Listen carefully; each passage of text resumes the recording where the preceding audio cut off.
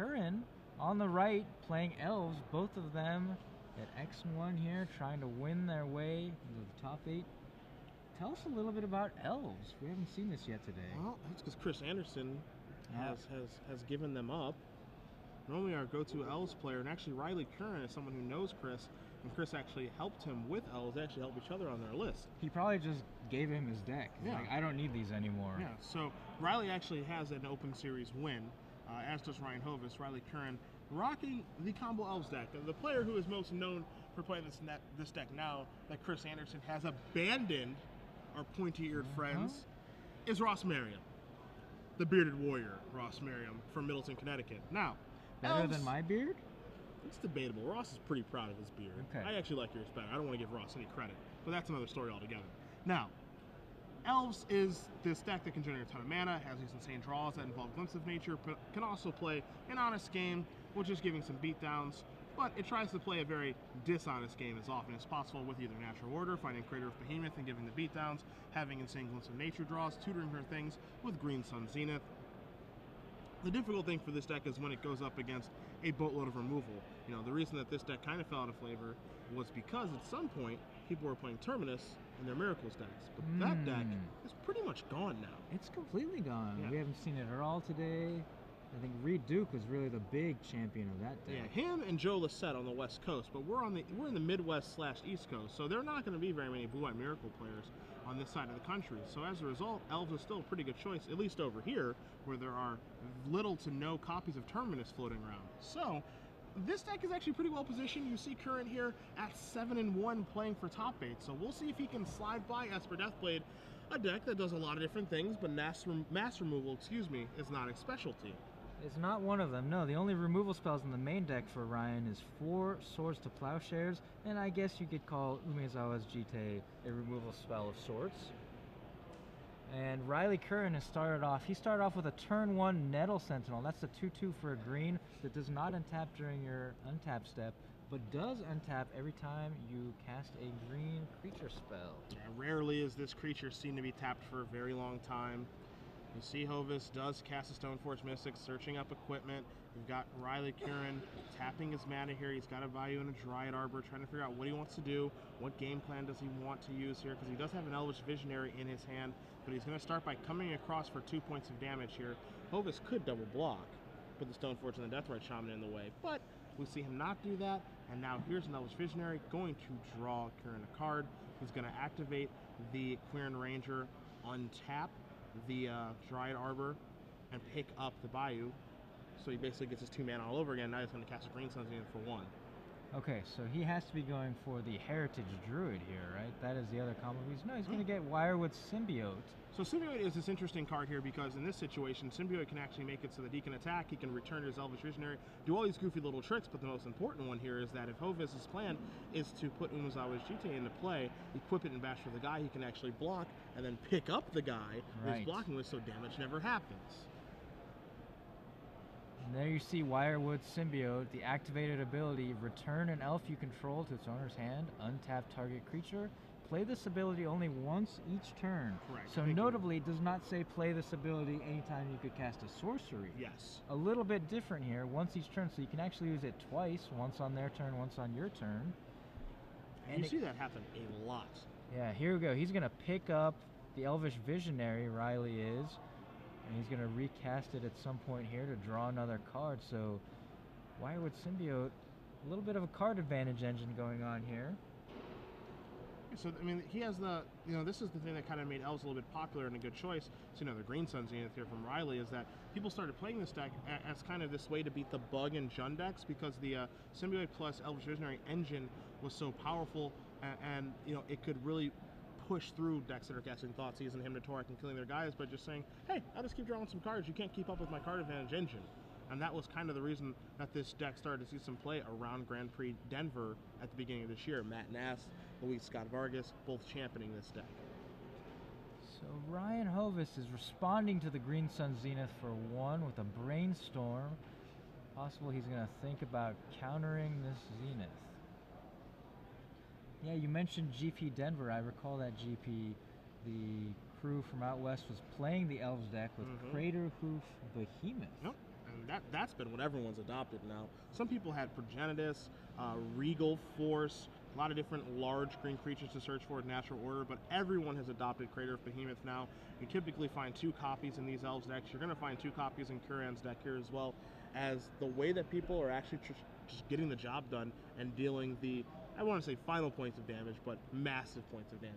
Well, when you have maybe half a dozen or more elves on the board, Crater Hoof Behemoth's overrun ability can just end it completely. There you go. Ryan Hovis finishes resolving his Brainstorm and pitches a Force of Will to a Force of Will to counter the Green Sun Zenith. So he did not want Riley Curran to get a second Zenith for 1. That most surely would have gotten the Heritage Druid, which is part of this elf combo mana engine. Curran's going to bash in for 2. Again, Hovis search for Umezawa Shite, not Batterskull, with the Stoneforge Mystic. So you guys know at home, we know here in the booth, and Curran knows there at the table that the equipment in Hovis' hand is Umezawa Shite, and he needs to make sure that he plays around that accordingly. So you see Curran making sure the life totals are all good to go, and I'm interested to see what he's going to do in his second main phase here now that he's done attacking, how he wants to activate Curran Ranger, which is going to untap the Dryad Arbor, pick up his Bayou, replay that. Right, so we have 2 very similar effects here, the Wirewood Symbiote and the Quirion Ranger. The Quirion Ranger returns a forest you control to its owner's hand to untap target creature. This also can only be activated once each turn.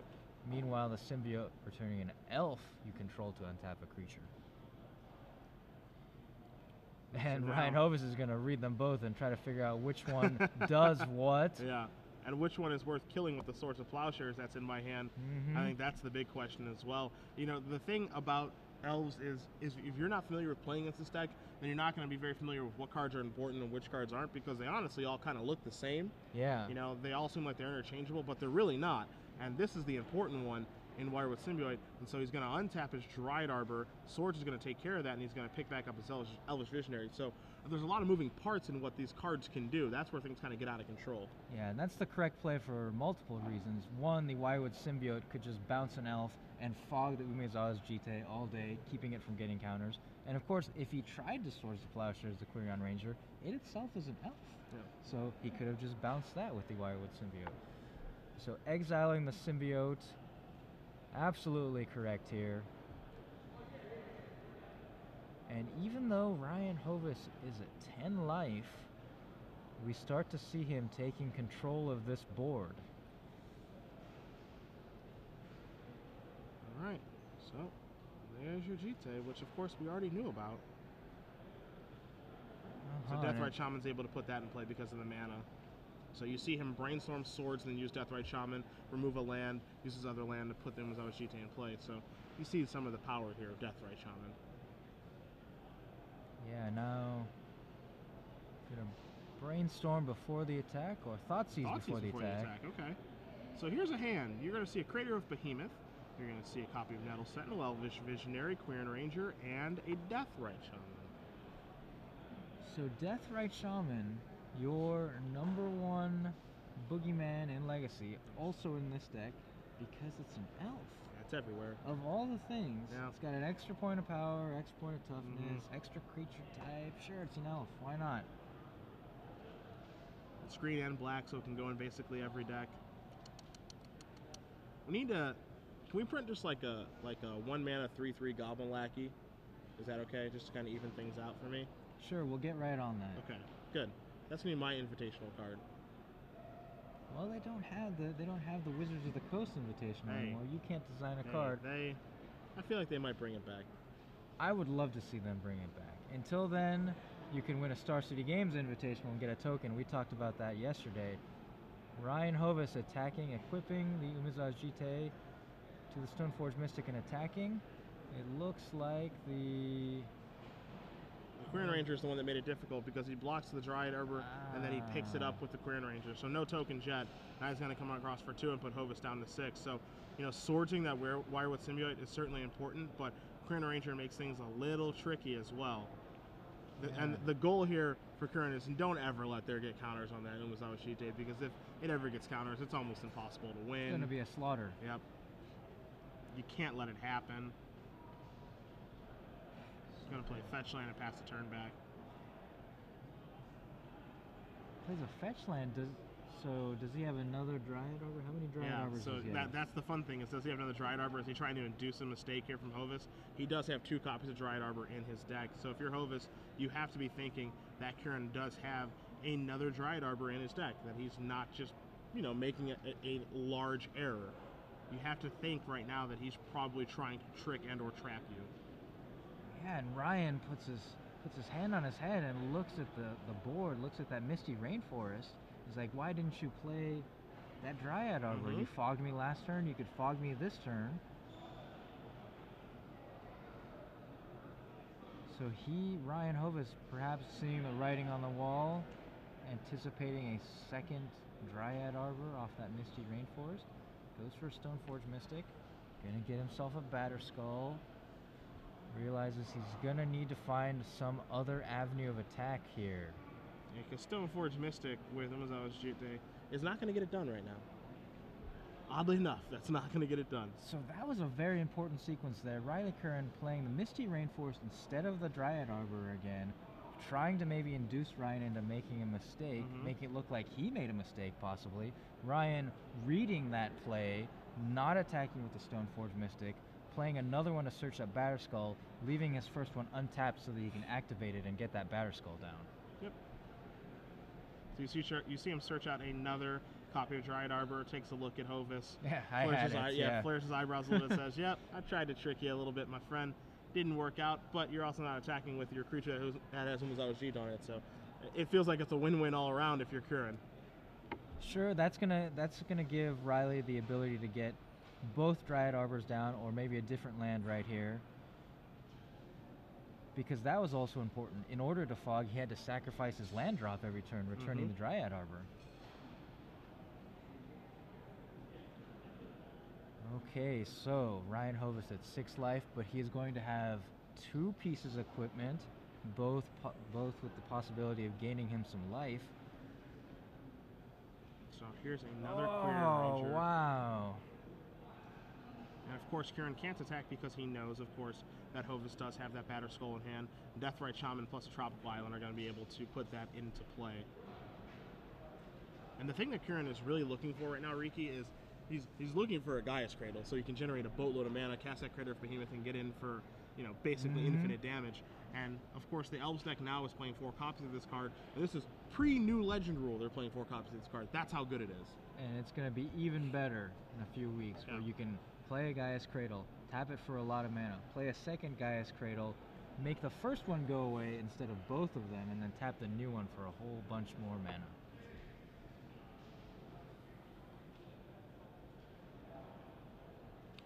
Alright, so let's see what's going to happen here, because did he put the Batterskull in play? Why does it look like he did? He did not. He did not put the Batterskull in play.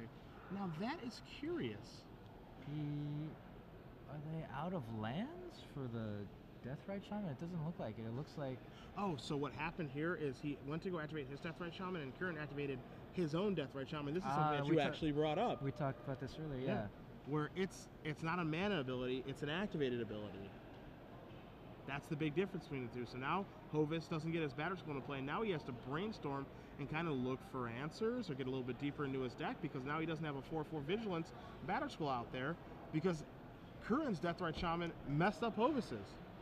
Right, and Ryan Hovis tapping his Tundra there to cast the Brainstorm, so if he doesn't want to get his Deathrite Shaman activation messed with again, he's going to have to use it now for mana.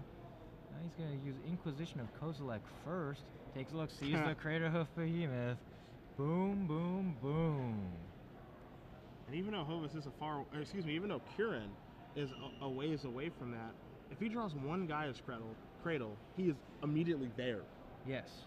That's all it takes. That Gaia's Cradle would represent 1, 2, 3, 4, 5, 6 green mana right now. Those Dryad Arbors doing double duty as creatures and lands.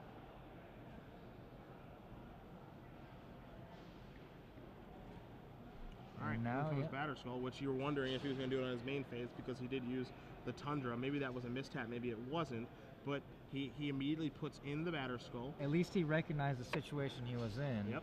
and made sure to get the Batterskull down because he does want to get some kind of life gain online here. So Curran is going to untap his Deathrite Shaman. He's going to get that active, untapping it via Curran Ranger, of course. Going to remove something and put Hovis down to 4. So here we go. Curran Ranger, the ability to drain, and Drain the you ability to again. untap it. Yep. Pick this up, untap this, replay this, drain you for the final 2. That's going to do it. Yep, that's it. So Riley Curran is going to win game number 1, probably off the back of a slight error there by Ryan Hovis not having his Batterskull in play and a couple other things. But again, if you're not used to playing against elves, Riki, you don't know all the tricks that those elves can provide. You saw him take the time to pick up that Wirewood Symbiote and the Curran Ranger in the opening turns of the game and say, what's the difference between these two? Which one of these do I want to Swords to Plowshares? Feels like he didn't Swords the right one, or maybe there wasn't a right one. Yeah, there are so many things going on with this Elves deck. You said so many moving parts. All of these activated abilities, triggered abilities. This land is also a creature. You know, it's also a forest. You can pick it up with the Curran Ranger. You can pick up your Elves with the Wirewood Symbiote. It's kind of a merry-go-round of abilities. And Ryan Hovis, if you don't practice against this deck, there's a lot going on, and it's very easy to miss 1 or 2 subtle interactions. You can fall into its traps very, very easily. You miss one thing, it turns into 2 things, it turns into 3, it turns into your dead, where, think about that game. Nettle Sentinel got in for some damage. Some other elves kind of got in for a little bit of incremental damage, but there was no big turn there from Riley. There was no Glimpse of Nature turn. There was no Natural Order Crater of Behemoth that showed up. That was like the most honest game of Magic I've ever seen elves play, and it just won anyway. Yeah, and Riley Curran, very experienced with this deck. Oh, yeah. I kept thinking, you know, when he cast Green Sun's Zenith, okay, you're going to get Heritage Druid and start comboing off with that Mana Engine Heritage Druid plus Nettle Sentinel. No, he chose to go for the Wirewood Symbiote, and it turned out to be the correct play. He had the Elvish Visionary in his hand, he recast it a few times, drew a few extra cards, and he gained that kind of incremental advantage, and all of a sudden, Ryan Hovis was dead. Well, Ryan Hovis, he's going to go to his side. We're going to take a look at what he can do to shore things up here, because again, you have a matchup here where he had an Umezawa's Jite, had it in play, equipped to a creature, and lost anyway. So what can he do to make sure that doesn't happen again? Well, he's got another one of these mishmash sideboards. He's only got 2 Surgical Extractions and 2 Lingering Souls, and then everything else is a singleton. Path to Exile, Spell Pierce, Thought Seize, Disenchant, Counterspell, Oblivion Ring, Vendilion Click, Vindicate, Notion Thief, Singleton Notion Thief, Supreme Verdict, could be relevant here, or the last card, Perish. And that one's going to be really relevant. Absolutely coming in. Destroy all of the green creatures. And because why not? They can't be regenerated either. Yeah, sure. So don't even think about that either if you're Riley Curran. Yeah, I think he's got some nice cards supported here. He's got Path to Exile, which I like a lot. I think I'm okay with Thoughtseize coming in as well. Have an idea of what you need to worry about. Oblivion Ring is not great. It's 3 mana answer where, you know, it's going to take out one of those elves and break up the engine, but 3 mana is a lot, whereas you can play a 3 mana spell and Perish and have a lot better effect. Vindicate, kind of like Oblivion Ring there in that it doesn't really do what you want it to do, just because it's expensive, so it's not efficient. But Supreme Verdict also going to come in because you want mass removal effects against this deck in combo elves. Yeah, so Riley Curran, he won game 1, he's up a game, but he's still not out of it yet. What does he need to do? How is he going to counter Ryan Hovis' game plan? He has something that we don't see very often in sideboards nowadays. A 4 of. Whoa! Yeah, I know, it's crazy.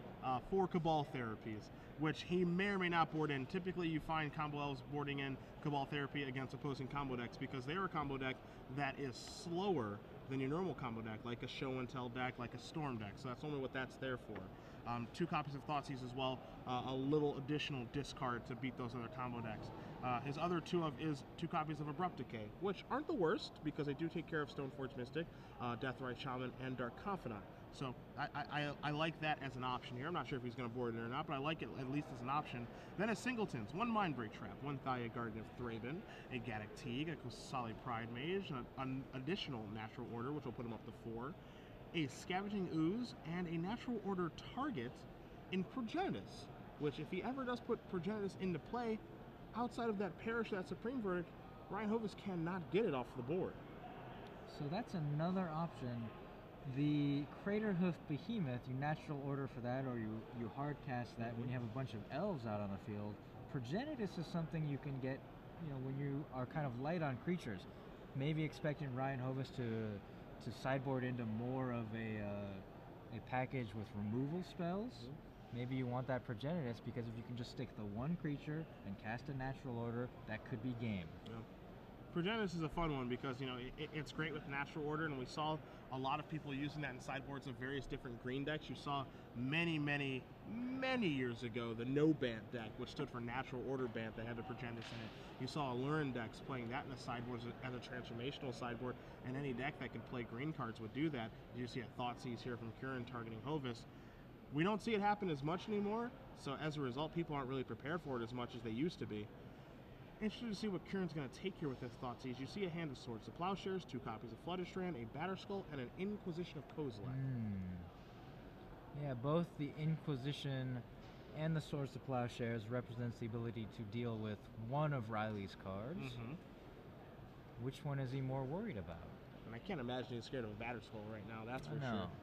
Not without a Stoneforge Mystic out to cheat it into play. So when the position's going to go bye-bye, Curran does not want Hovis to have any idea what's going on in his hand over there. And I actually kind of like that take. Taking a discard spell, making sure that his opponent doesn't have the slightest idea what's going on, but his draw step for Hovis changes things quite a bit. Gonna pass the turn here. Yeah, so as you said, taking the Inquisition of Kozilek, if Ryan is able to cast that, he gets to see Riley's hand and sees what's up.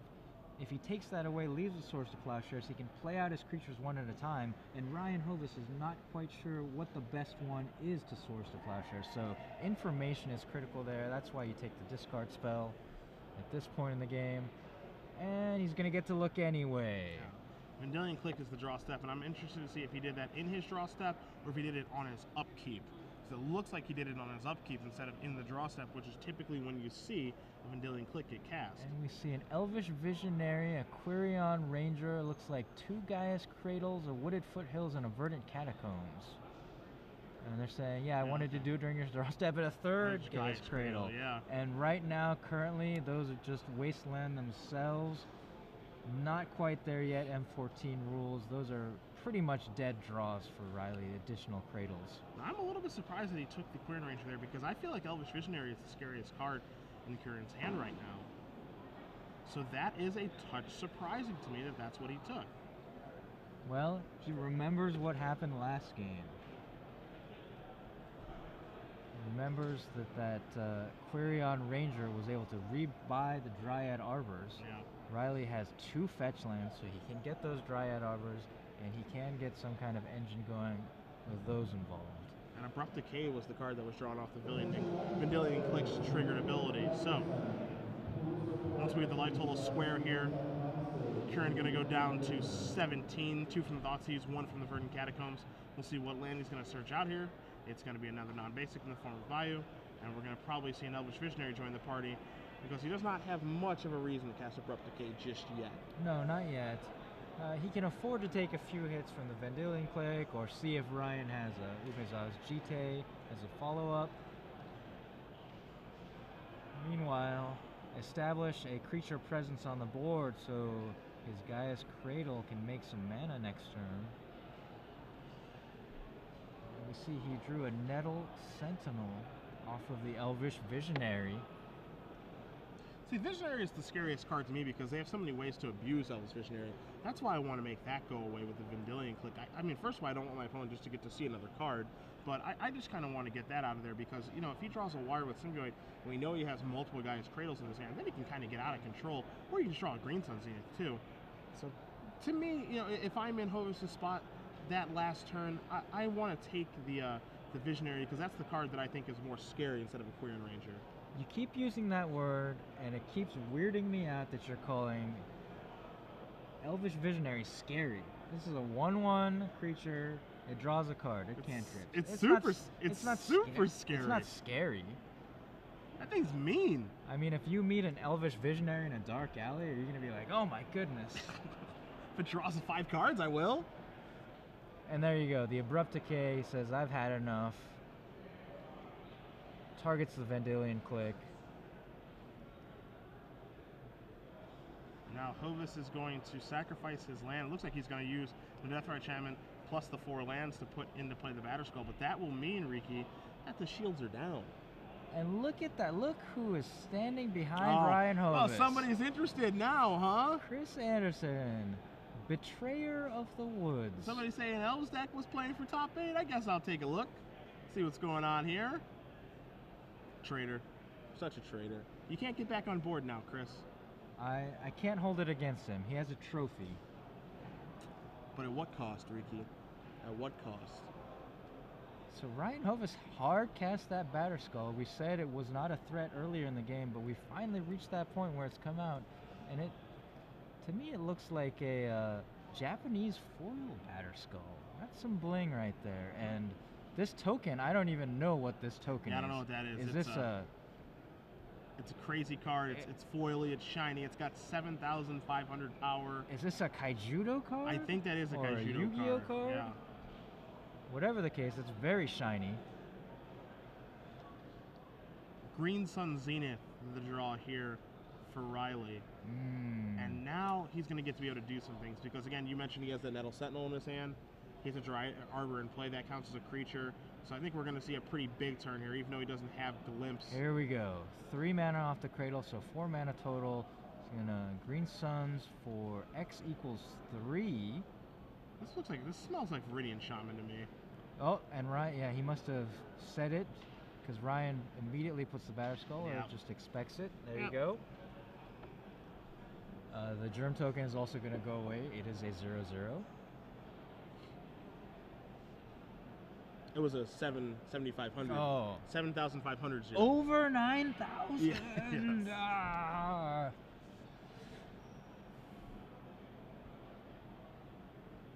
So Curran's going to present his deck. Pretty good turn there for him. He's actually able to get some beatdowns in too with the Visionary and the Dryad Arbor. That's scary Elvish Visionary coming across. And now his Gaia's Cradle is actually going to tap for 1, 2, 3, 4 mana. Maybe 4 more. creatures in play, maybe more depending on what he draws.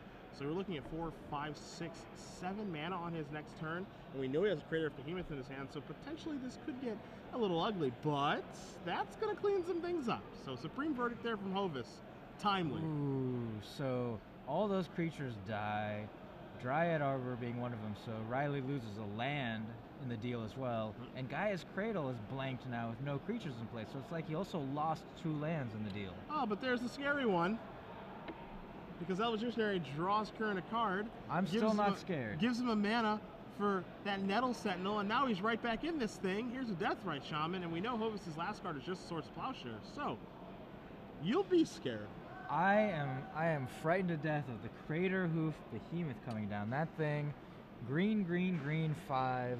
It's a 5/5 beast with haste, with a triggered ability that says when Crater Hoof Behemoth enters the battlefield, creatures you control get trampled, and +X, where X is the number of creatures you control.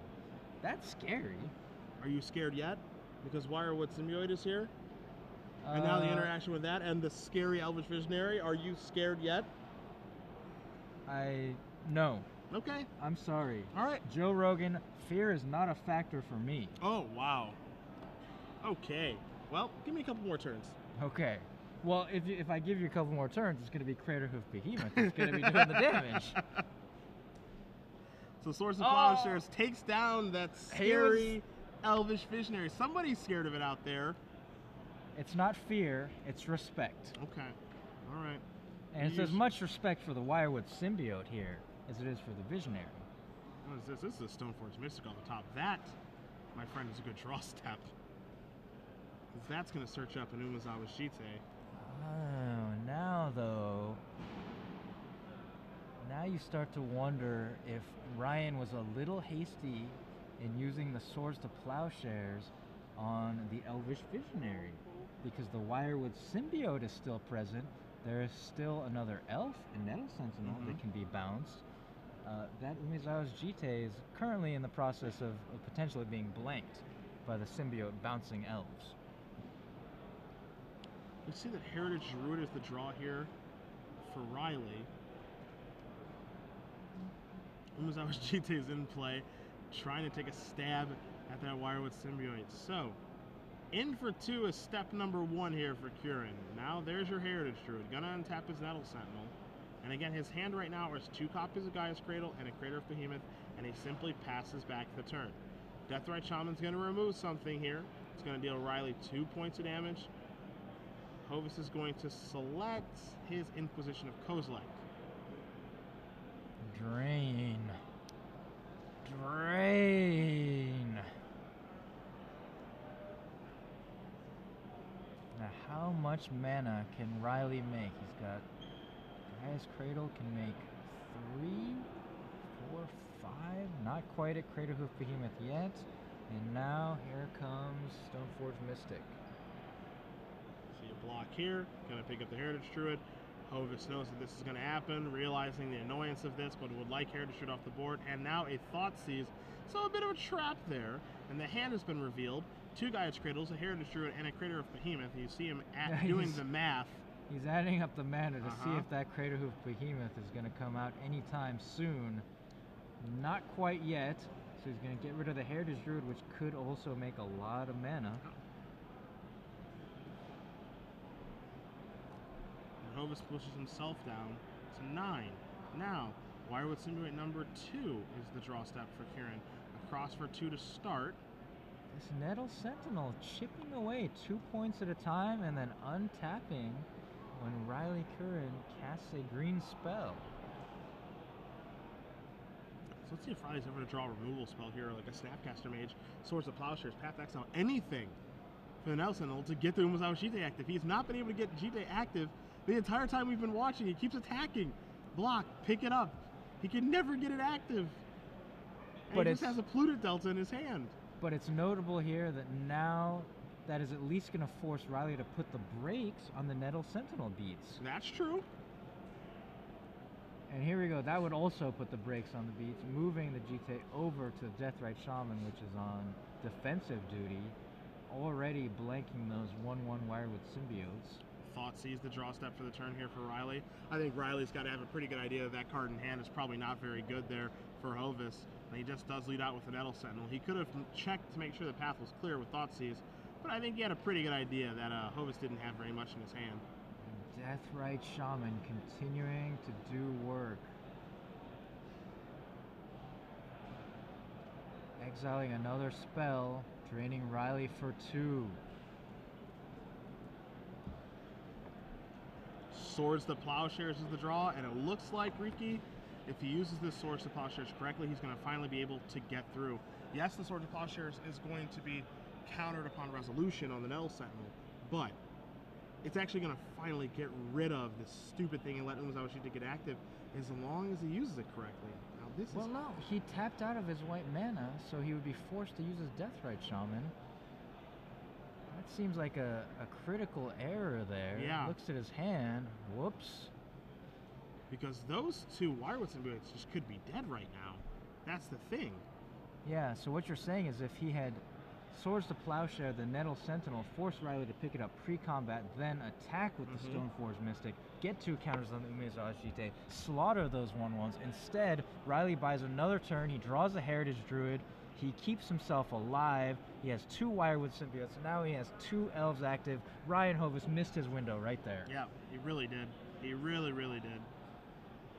And that window was critical, because now again Umezawa Jite is not going to get active.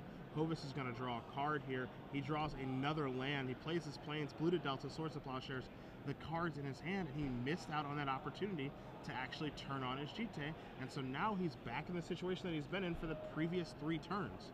He is in a worse situation here, I feel like, because Riley now, with another creature, with that Heritage Druid, he is inching his way closer to being able to cast that Crater Hoof Behemoth. Ryan, unable to get his life gain online, is still at 7 life. Crater Hoof, whatever happens here, has got to be lethal. Yeah, and now you see where, you know, now there's some sloppy tapping of mana coming into play on Hovis' part, where he's using non-basics instead of basics. You know, what's the benefit of keeping up an island and a plains versus keeping up double tundra? I think I'd much rather have double tundra up right now, because you're not playing against the guy's wasteland. Thoughtseize from Riley.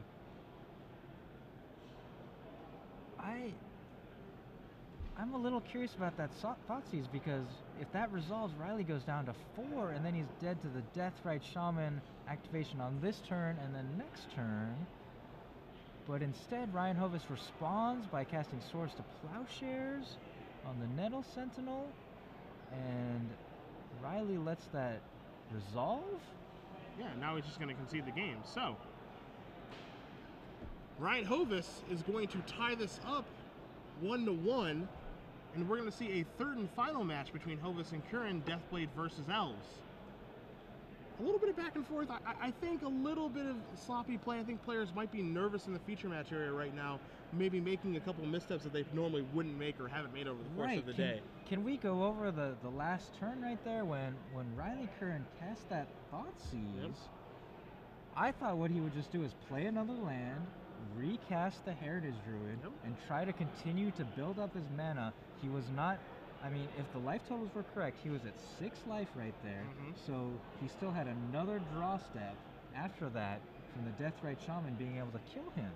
So I feel like that extra draw step would have possibly given him the window to be able to hard cast the Craterhoof Behemoth, right? Yeah, I'm right there with you. Again, I don't know what his outs look like because of the configuration of his deck post sideboard. We're not entirely sure of, but that did seem like a hasty concession, assuming that our life totals were correct. So, maybe Curran saw something that we didn't, but I question some of the plays that have taken place in this game so far. Again, both players could be pretty nervous. They are both playing for top 8 here. It's been a long weekend and a long day here as well. We've been playing since 10 a.m. East Coast time. We're looking at about 8 p.m. now. So these guys have been grinding it out through what is the 9th round of the tournament. Fatigue is starting to potentially set in here, and we'll see how they end up playing game 3, and if any mistakes are potentially made, or at least questionable lines of play are made here in this one.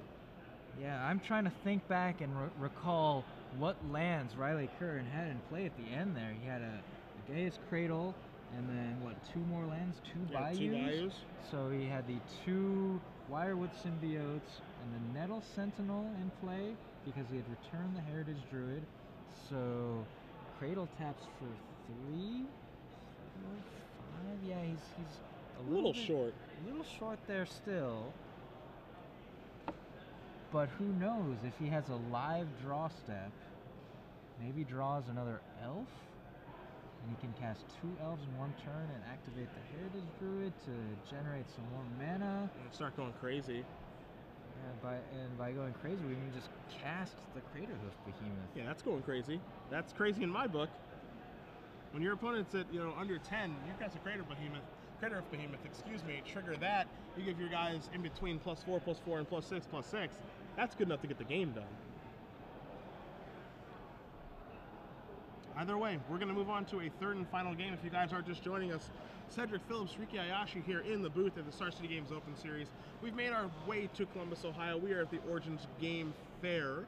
We will be probably the last ones out of the building this evening, but if you guys do want to stay and hang out with us and be the last ones with us as well, you can join us on Twitter at SCG Live, #SCGCOL.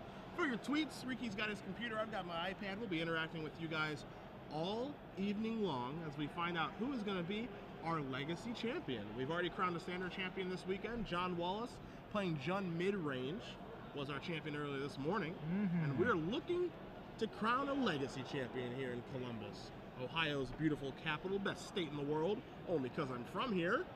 And we'll see who's going to win. And speaking of Twitter, John Madonia at J Madindabuff, I believe that's what's going on here.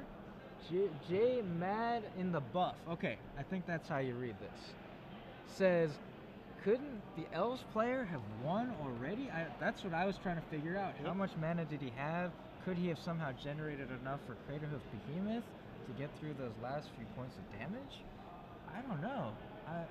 I may want to go back and watch this replay myself, because when we're doing the play-by-play, it's hard to get into that strategic mode of how do you win this game? We're just trying to keep up with the action that's going on. So I might want to go back and see, was there any point where Riley could have landed a Craterhoof Behemoth?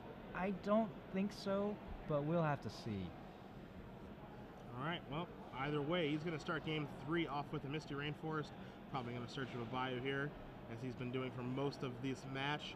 and gets out a Deathrite Shaman. So, a very good start here for Riley. And a Flooded Strand and a Deathrite Shaman for Hovis as well. So both players do have this mana accelerant, and they're going to have the necessary mana probably to activate both sides of it here in a little bit. Already Curran does, and we'll see if Hovis does moving forward. But here we go. Riley does have the first Deathrite Shaman on the board, so he's going to untap with it first and be able to generate some mana off it and probably spit out a whole bunch of elves here on turn 2. And we could even see a highly explosive, if he has a Cradle here, we could see a very explosive draw. We have not really seen that from the Elves deck yet. So, first, a Thoughtseize. Let's take a look. Clear the way. Dark Confidant, Vendilion Click, Stoneforge Mystic, Swords of Plowshares to go along with a Flooded Strand and a Creeping Tar Pit. Decisions for Curran. And I would just like to point out a nod to the classic Dark Confidant. Swords to Plowshares going to be taken care of, by that Thoughtseize. Going to leave Hovis with Dark Confidant, Stoneforge Mystic, and a Vendilion Click among those 2 other lands. So, Curran very clearly cares about removal spells being in the way, and maybe that's part of the reason that he brought in Thoughtseize, is because he cares about Swords to Plowshares / Path to Exile. Also knows that there is Supreme Verdict now after that previous game. Yeah, that did clear the board once in game number 2. I also want to go back on Twitter to Chris at Dr. Traits earlier said, I prefer Zorg as a nickname for the new Bob. His hair is quite similar to the villain from Fifth Element. I don't know if you remember that movie. I do. Gary Oldman plays the villain there, and he had the kind of half-shaved head with the hair flopped over from the other side. Fifth Element, if you recall, love is the fifth element. I do recall. But one thing that's kind of interesting here is it looks like Curran did not play a second land. As he was on the play, he led with Deathrite Shaman and then cast Thoughtseize. Now Hovis is going to be able to search out a Umezawa Shite with Stoneforge Mystic and pass the turn back. But the awkward thing here is I actually think that Curran had a second land in his hand and just didn't play it, because you see a Misty Rainforest and a Wooded Foothills in his hand. So did he just make a rather large blunder? Did he just did he say go after the Thoughtseize? Because he also had the Deathrite Shaman could generate mana right there.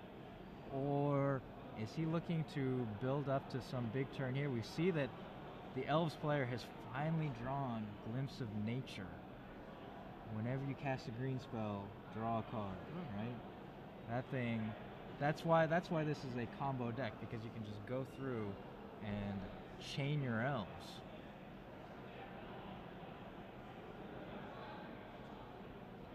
You can see in Curran's hand that he does have an additional land. He does have a Wooded Foothills, and it looks like he has an Abrupt Decay over there and a Nettle Sentinel. So it looks like he's trying to set up a Glimpse turn, but he just needs to make sure that he does not, for lack of a better term, go on tilt from that error. Searches up the Dryad Arbor.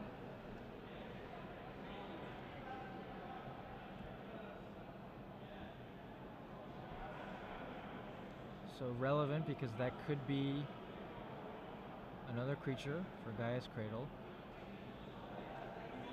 And I apologize, Glimpse of Nature, whenever you cast a creature spell, not just a green one, all of his creature spells should be green here, but it is the text on the card. So now we're going to see a Glimpse of Nature. Nature. There you go. Gaia's Cradle, the draw step here for Curran. That's a huge draw step. Huge. Here.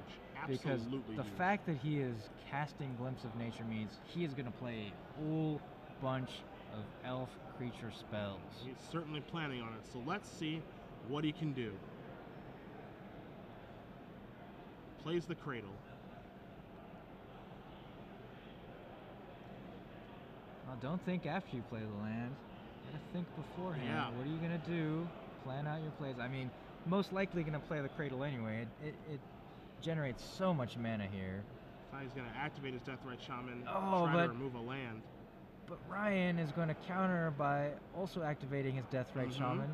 So we have 2 Glimpse of Natures resolved. So those triggered abilities will wait for any creature spell. Ryan counters the Deathrite activation with his own. This play super relevant in Legacy, not a mana ability. And now with Vendilion Click. Wow. So now here's a hand of Nettle Sentinel. And he's going to take that Nettle Sentinel, of course. So now 2 glimpses have happened. He's got to draw a card, and he needs to draw a 1-drop, or he gets, and he doesn't draw a creature, so he, oh my goodness. Oh my goodness. So now Glimpse of Natures, both were cast and used for absolutely nothing. Yeah, the sequencing on that, he needed to activate that Deathrite Shaman first to try to get that mana. Putting that ability on the stack gave Ryan Hovis a window after the second Glimpse resolved to use that Vendilion Click, and I'm kind of in shock here at that sequence of plays. We're pretty sure that Riley missed his second land drop, right? Cast a Thoughtseize and then just forgot to play a land, it looks like. And now he fumbles the sequencing on his big combo turn, casts 2 Glimpse of Natures, activates Deathrite Shaman, but then Ryan counters with his own Deathrite Shaman activation, and then casts Vendilion Click using that mana in response, taking away Riley's Nettle Sentinel, the only creature he had in his hand, basically fizzling the 2 Glimpse of Natures. Umezawa's Jite goes active, kills the Deathrite Shaman. And that's really, I mean, now that Jite is finally active, and yes, Abrupt Decay is going to take care of it, but the damage is already done here. You can't come back from these type of things. Yeah. Well, I think he can. I mean, he's at 8 life. He's facing Dark Confidant. So now he's definitely facing lethal. Now he needs to do something drastic. He's staring down a Deathrite Shaman activation, which is going to be 2 more. And then he's got attackers, does Hovis in the form of Vendilion Click, Dark Confidant, Stoneforge Mystic, Deathrite Shaman, if that's feeling frisky, and assuming that a land comes... Could activate the Creeping Tar Pit. Could activate the Tar Pit as well, so I mean, we're looking at a lethal attack here, and I don't know what Curran can do to get back out of this. You know, the tough thing here is I feel he had the tools to win this game, and he just didn't use them correctly. Yeah, he only had the 1 Nettle Sentinel in his hand on that turn. He was hoping to draw 2 cards off of it, off of the 2 Glimpse of Nature triggers, and then chain it into a couple of more elves that turn. And the thing that I was going to say with the second Glimpse of Nature when he cast it, I felt that one was greedy, and the reason I felt that way is because you can actually just do a mini Glimpse, you know, Nettle Sentinel, just draw a couple cards and set up for a big Glimpse because you've got a Cradle in play, right? So the first Cradle is going to tap for 2 or 3 mana, and then the second Cradle, assuming that the first Glimpse goes right, the second activation of the Cradle is going to tap for 7 and 9 mana, and then you just get to go absolutely bonkers, and your opponent can never catch back up with you. But we didn't see Curran do that. He went for the double Glimpse, got completely ruined by a Vendilion Click, timely there by Hovis, and now we see a completely different game now. And you see a concession, and Ryan Hovis at 7-1, make it 8-1, as he is going to be moving on to the top 8. Riley Curran, a good tournament, a good run. He'll be making the top 16 most likely, but he will not be playing in the elimination rounds tonight. Elves is gone. At least 2 copies of Deathblade are in. So congratulations to Ryan Hovis.